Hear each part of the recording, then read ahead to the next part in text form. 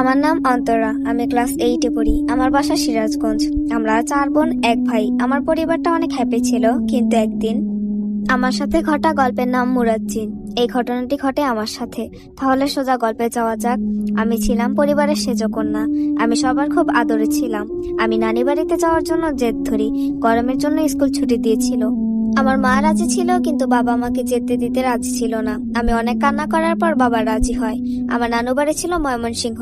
ওইখানকার জায়গাটা বেশি একটা ভালো ছিল না। দিনটি ছিল মেঘলা, আর বারটি ছিল শনিবার। আমরা ভোরে নানু বাড়ির উদ্দেশ্যে রওনা দিই। আমাদের বাসা পৌঁছাতে সন্ধ্যা হয়ে যায়। নানু বাড়ির রাস্তাটা ছিল কাঁচা রাস্তা। ওইখানে যেতে আগে একটা জারুল গাছ পড়ে। আমি খুশিতে সবার আগে নানু বাড়ির দিকে দৌড় দেই। হঠাৎ আমার শরীর কেমন থমকে যায়। আমি আশেপাশে তাকিয়ে দেখি আমার পাশে কেউ নেই। আমি একা জারুল গাছের নিচে দাঁড়িয়ে আছি। আমি ভূত প্রেত এসব বিশ্বাস করতাম না। আমি সাহসী ছিলাম সবার থেকে। আমি ক্লান্ত থাকার কারণে ওইখানে জ্ঞান হারিয়ে ফেলি। আমার যখন জ্ঞান ফিরে তখন আমি শুনি শরীরে লোম খাড়া হয়ে যায়। আমার নানু আমাকে বলছে, তুমি পুকুর পাড়ে একা একা কি করছিলে নানু ভাই? আমি ওইখানে বলার মতো ভাষা হারিয়ে ফেলেছিলাম। আমি চোখের ভুল মনে করে এই বিষয়ে বেশি কিছু না ভেবে ফ্রেশ হয়ে খাওয়া দাওয়া করে খালাতো বোনের সাথে ঘুমিয়ে পড়ি। রাতটা ভালোভাবে পার হয়ে গেলেও পরের দিন সকালে শুরু হয়ে গেল আমার জীবনে ভয়ঙ্কর ঘটনা, যে আমি কখনো কল্পনাও করতে পারিনি আমার সাথে এটা হবে। আমার গরমের ছুটি দিয়েছিল 1 সপ্তাহ। এর জন্য আমি নানু বাড়িতে আসি। আর হ্যাঁ, আমাদের এখানে আমার একটা খালাতো বোনও আছে। ওর নাম মৌসি। যাই হোক, এখন আমরা গল্পে চলে যাই। পরের দিন সকালে আমার ঘুম ভাঙে ফজর আজান শুনে। শহরে থাকি, এজন্য অত ভোরে উঠি না, কিন্তু আমার কেন জানি ঘুমটা ভেঙে গেল। এদিকে আশেপাশে কত শিশু বাহিরে, গরমের মধ্যেও বাইরের কি কুয়াশা।